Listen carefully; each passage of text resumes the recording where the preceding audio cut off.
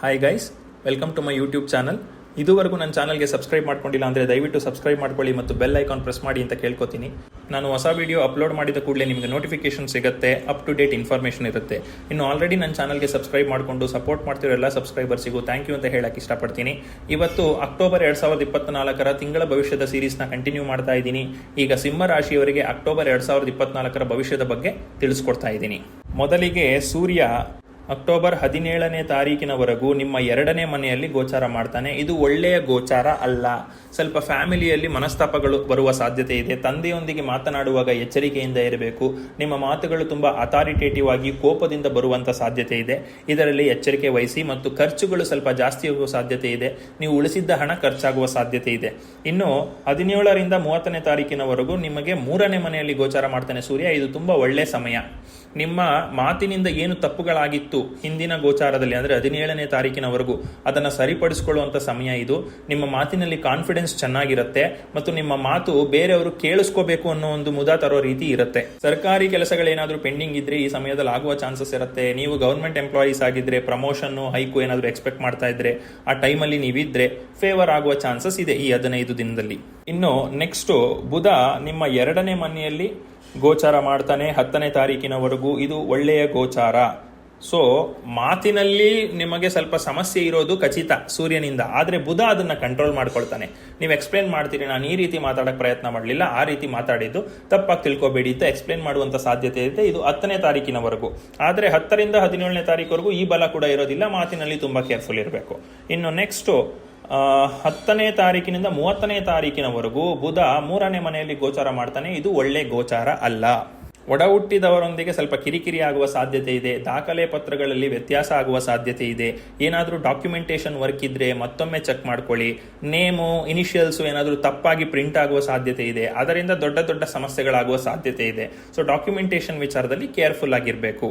ಮತ್ತು ಸೂರ್ಯನಿಂದ ನಿಮಗೆ ಕಾನ್ಫಿಡೆನ್ಸ್ ಇರುತ್ತೆ ಮಾತಿನಲ್ಲಿ ಅಂತ ಹೇಳಿದೆ.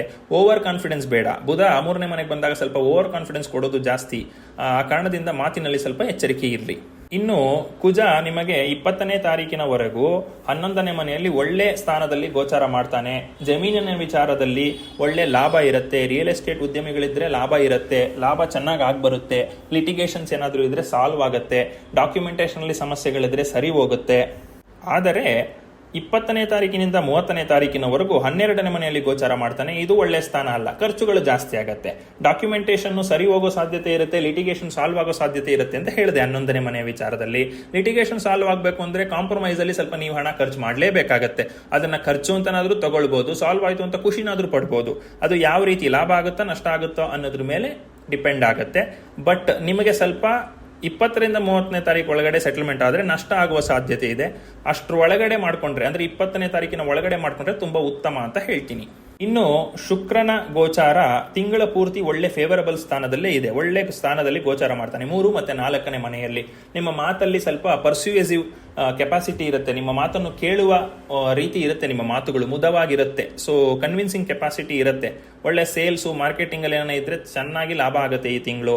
ಮತ್ತು 4ನೇ ಮನೆಯಲ್ಲಿ ಶುಕ್ರ ಇದ್ದಾಗ ಫ್ಯಾಮಿಲಿಯಲ್ಲಿ ಒಂಥರ ಸಂತಸದ ವಾತಾವರಣ ಆಗುತ್ತೆ. ಲ್ಯಾಂಡ್ ಸೆಟಲ್ಮೆಂಟ್ ಆಯ್ತು ಅಂತ ಖುಷಿ ಪಡ್ಬೋದು. ಒಂದು ವೆಹಿಕಲ್ ತಗೊಳ್ಬೋದು ಹೊಸದು. ಬಟ್ ಬಜೆಟ್ ವಿಚಾರದಲ್ಲಿ ಕೇರ್ಫುಲ್ ಆಗಿರಬೇಕು. ನಿಮ್ಮ ಬಜೆಟ್ಗೆ ತಕ್ಕಂತ ವೆಹಿಕಲ್ ಪರ್ಚೇಸ್ ಮಾಡಿದ್ರೆ ತುಂಬಾ ಉತ್ತಮ. ಇಲ್ಲ ಅಂದ್ರೆ ಸಮಸ್ಯೆಗೆ ಈಡಾಗ್ತೀರಿ. ಇನ್ನು ನೆಕ್ಸ್ಟ್ ಗುರುವಿನ ಗೋಚಾರ ನಿಮಗೆ 10ನೇ ಮನೆಯಲ್ಲಿ ಗುರು ಗೋಚಾರ ಮಾಡ್ತಾ ಇದ್ದಾನೆ. 10ನೇ ಮನೆಯಲ್ಲಿ ಗುರು ಬಲ ಇಲ್ಲ, ಆದರೂ ತೊಂದರೆ ಏನು ಕೊಡೋದಿಲ್ಲ ಗುರು. ನಿಮ್ಮ ಕೆಲಸದಲ್ಲಿ ಸ್ವಲ್ಪ ಪ್ರೆಷರ್ ಜಾಸ್ತಿ ಆಗತ್ತೆ. ಯಾಕೆಂದ್ರೆ ರೆಸ್ಪಾನ್ಸಿಬಿಲಿಟೀಸ್ ಜಾಸ್ತಿ ಆಗತ್ತೆ. ನಿಮಗೆ ಒಬ್ಬ ಮ್ಯಾನೇಜರು ರಿಸೈನ್ ಮಾಡಿ ಹೊರಟೋಗಿರ್ತಾರೆ. ನೀವು ಅಸಿಸ್ಟೆಂಟ್ ಮ್ಯಾನೇಜರ್ ಆಗಿರ್ತೀರಿ. ನಿಮ್ಮನ್ನ ಪ್ರಮೋಟ್ ಮಾಡಲ್ಲ, ಬಟ್ ಅವ್ರ ರೆಸ್ಪಾನ್ಸಿಬಿಲಿಟೀಸ್ ನೀನೇ ಹ್ಯಾಂಡಲ್ ಮಾಡಪ್ಪ, ನಿನ್ ಪ್ರಮೋಷನ್ ಸೈಕಲ್ ಬಂದಾಗ ಪ್ರಮೋಷನ್ ಮಾಡ್ತೀನಿ ಅಂತ ಹೇಳ್ಬೋದು. ಆ ಕಾರಣದಿಂದ ಪ್ರೆಷರ್ ಜಾಸ್ತಿ ಆಗುತ್ತೆ, ರೆಸ್ಪಾನ್ಸಿಬಿಲಿಟಿ ಜಾಸ್ತಿ ಆಗುತ್ತೆ. ಅದ್ರ ರಿವಾರ್ಡ್ ಇನ್ನ ಬರಲ್ಲ. ಅದು ಏಪ್ರಿಲ್ ನಂತರ ಬರುತ್ತೆ. ಯಾಕೆ ಅಂತಂದ್ರೆ ಅವಾಗ ಗುರುಬಲ ಬರುತ್ತೆ. ಅವಾಗ ನಿಮಗೆ ಆಕ್ಚುಯಲ್ ಮ್ಯಾನೇಜರ್ ಪೋಸ್ಟ್ ಪ್ರಮೋಷನ್ ಕೂಡ ಸಿಗುತ್ತೆ. ಸೊ ಅಲ್ಲಿವರೆಗೂ ಹಾರ್ಡ್ ವರ್ಕ್ ಮಾಡಬೇಕಾಗತ್ತೆ. ಇನ್ನು ನೆಕ್ಸ್ಟ್ ಶನಿ ನಿಮ್ಮ 7ನೇ ಮನೆಯಲ್ಲಿ ಇದ್ದಾನೆ. ಆಪೋಸಿಟ್ ಪರ್ಸನ್ ಜೊತೆ ಮಾತಾಡುವಾಗ ನೀವು ಏನ್ ಮಾತಾಡ್ತೀವಿ ಅನ್ನೋದು ಕೇರ್ಫುಲ್ ಆಗಿರಿ. ನೀವು ನಾರ್ಮಲ್ ಆಗಿ ಮಾತಾಡ್ತಿದ್ರು ಆಪೋಸಿಟ್ ಪರ್ಸನ್ ಅದನ್ನ ಅಫೆನ್ಸಿವ್ ಆಗಿ ತಗೊಳ್ಳುವಂತ ಸಾಧ್ಯತೆ ಇರುತ್ತೆ. ಪರ್ಸನಲ್ ಆರ್ ಪ್ರೊಫೆಷನಲ್ ರಿಲೇಶನ್ಶಿಪ್ ವ್ಯವಹರಿಸುವಾಗ ಸ್ವಲ್ಪ ಕೇರ್ಫುಲ್ ಆಗಿರಬೇಕು.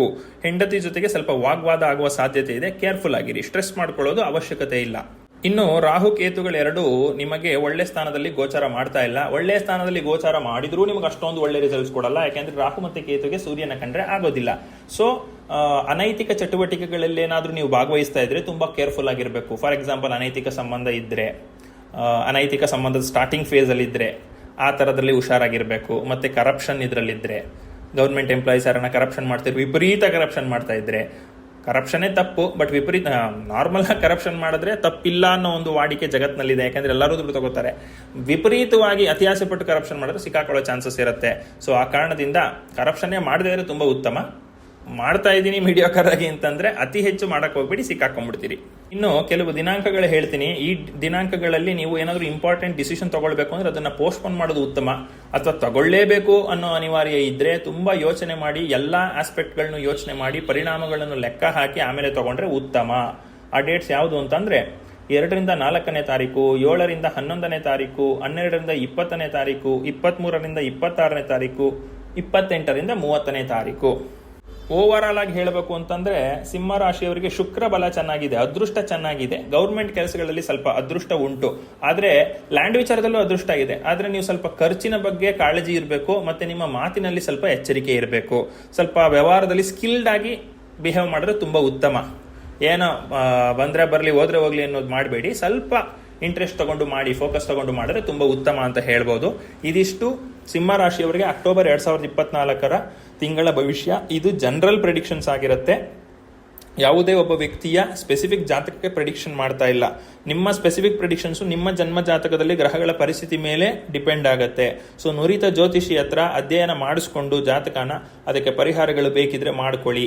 ನಾನು ಕೂಡ ಪರಿಶೀಲನೆ ಮಾಡಿಕೊಡ್ತೀನಿ. ನಿಮಗೆ ಅವಶ್ಯಕತೆ ಇದ್ದಲ್ಲಿ ಸ್ಕ್ರೀನ್ ಮೇಲೆ ಕಾಣುವ ನಂಬರ್ ಅಥವಾ ಇಮೇಲ್ ಮೂಲಕ ನನ್ನನ್ನು ಕಾಂಟ್ಯಾಕ್ಟ್ ಮಾಡಬಹುದು. Thank you very much. Hi guys, welcome to my YouTube